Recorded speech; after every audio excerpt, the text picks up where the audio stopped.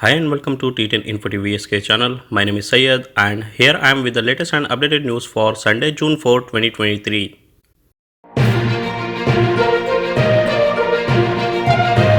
Taiwan shipping firms is rewarding workers with 30 months salary as bonus. Earlier, the company rewarded its workers a year-end bonus worth 12 months of salary paid at the beginning of 2023. Taiwanese shipping companies are handing out massive mid-year bonus to their employees despite a slump in global cargo. According to a report by Economic Daily News, Yangming Marine Transport is awarding worker up to 30 months salary on their next payday after shareholder approved the NT $2.3 billion bonus last week. Earlier, the company rewarded its worker a year-end bonus worth 12 months of salary paid at the beginning of 2023. The chairman of the board of directors of the General Entertainment Authority, Turki Al Sheikh, announced that the Kingdom Tour 2023, which is the largest entertainment tour around Saudi Arabia, continues to add regions to it, with the number of sites included in the tour reaching 17 cities and regions. After the Kingdom's 2023 tour added the Al-Baha region to the list about a week ago, it was announced that the Najran region has been placed on the list of events that will tour throughout Saudi Arabia until the end of next September. Pakistan hands over 200 Indian fishermen at Attari Wagah border. Pakistan has released 200 Indian fishermen who were handed over to BSF authorities at the joint checkpost at the Attari Wagah border, an official said on June 3. All the fishermen cross over to India around 1 am through the land transit route of the Attari Wagah border using emergency travel certificate issued by the Indian High Commission in Islamabad, the official said. Number of female employees in construction sector reached 152,500 in Saudi Arabia. The number of workers in the construction sector who are subjected to the rules and regulation of social insurance has reached about 2.46 million workers by the end of fourth quarter of 2022. According to Al-Iqtisadiyya, the foreign workers who are subjected to the social insurance regulation have the largest percentage in the sector at about 85.4%, equivalent to 2.1 million workers. 3 traffic violations to be monitored starting from Sunday in Saudi Arabia. The General Director of Traffic has confirmed that there is 1 day left to activate the automatic surveillance of 3 traffic violations.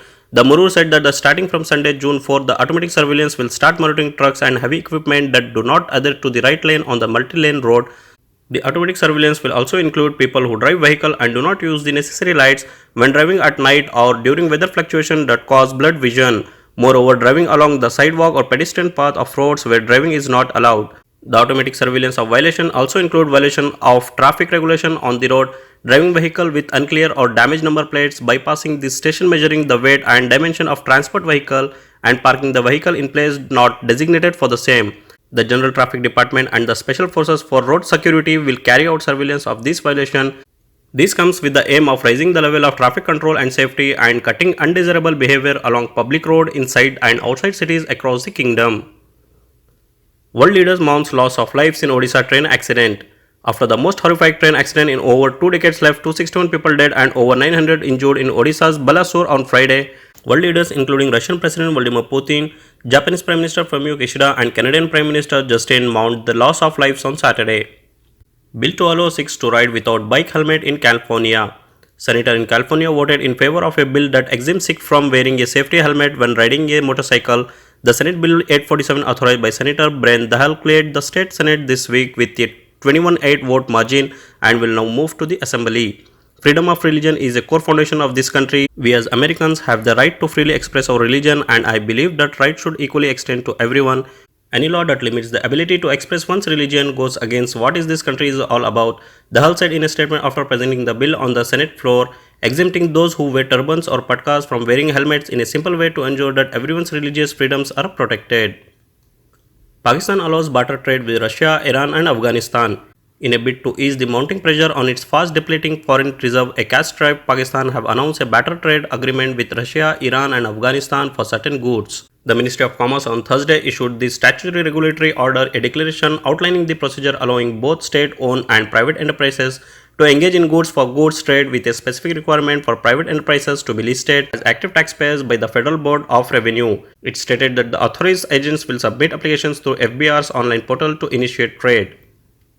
Bangladesh $71 billion budget focus on digital economic cashless society. The Bangladesh government has unveiled a record 7.62 trillion taka national budget for the 2023-24 fiscal year starting in July.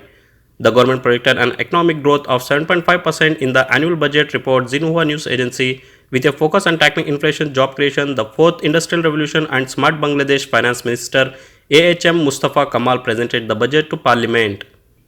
Turkish Erdogan takes oath as president after historic win. Turkish President Recep Tayyip Erdogan has been sworn in as head of state after winning an historic run of election to extend his two-decade rule for another 5 years. India's Prime Minister Narendra Modi to address US Congress.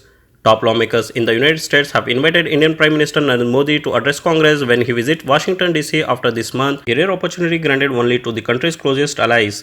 Democratic and Republican leader in the Senate and House of Representatives announced the invitation in a letter to Modi on Friday, saying that the speech on June 22 would celebrate the enduring friendship between the two countries. CIA chief made secret trip to China amid tension, US official. In a bid to improve communication between Beijing and Washington, the director of the CIA, William Burns, visited China last month for talk with Chinese counterpart, a United States official said. Burns' visit in May, which was first reported by the Financial Times, comes as Washington tries to cool tensions with Beijing and restore lines of communication amid fears that a miscommunication between the two global powers could accidentally spiral into conflict. Philippines gains Halal credit for effort at Muslim-friendly travel. The Philippines is focused on positioning itself as a Muslim-friendly destination, its tourism authority said on Saturday after winning an award at this year's Halal in Travel Global Summit. Muslim travelers are one of the safest growing tourist group and attracting them is crucial for the Philippines as following the COVID-19 pandemic, there has been a slowdown from Europe and China which traditionally have been the main source of visitors. As the Muslim travel market is forecast to reach a value of $225 billion by 2028, the Philippine government announced last year that boosting foreign arrival from the Middle East and Muslim majority countries was among its priority goals. The efforts were recognized with the Emerging Muslim-Friendly Destination of the Year award during the Halal in Travel Global Summit, a key industry event held in Singapore from May 30 through June 1 to honor places, groups, business and people who have had significant influence on the travel market for Muslims this year. Indonesia suggests peace plan for Russia-Ukraine war. Indonesia's Defense Minister Prabowo Subianto proposed a plan on June 3 to end the war between Russia and Ukraine at a defense summit in Singapore, an initiative that drew quick criticism from attendants. I call on Russia and Ukraine to embark on immediate cessation of hostilities, Mr. Subianto said, noting that the more than 15-month conflict had a severe impact on Asian nations' economic and food supplies. Saudi Arabia-China discuss cooperation in energy field. Ministry of Energy Prince Abdulaziz bin Salman met on Friday with Zhang, Director of the National Energy Administration of China, and his accompanying delegation. The two parties discussed ways to strengthen Saudi-Chinese relations in various energy fields in order to achieve the objectives of the Saudi Vision 2030 and China's Belt and Road Initiative in pursuit of both countries' efforts to diversify their economics. The meeting discussed area of cooperation between the two sides and stressed the importance of ensuring secure energy supplies. The two sides also discussed potential cooperation in crude to chemical project, use of hydrocarbons and peaceful use of nuclear energy, nuclear fuel, national project for uranium exploration and mining, project for electricity, renewable energy, clean hydrogen and energy efficiency. The meeting further noted the Saudi-Chinese ambition to promote cooperation in energy supply chain, thereby contributing to enhanced flexibility and effectiveness. That's all in today's headlines. Thanks for watching. If you want to receive more important headlines around the world, keep watching T10 Info TV SK channel by subscribing and hit the bell icon to receive notification.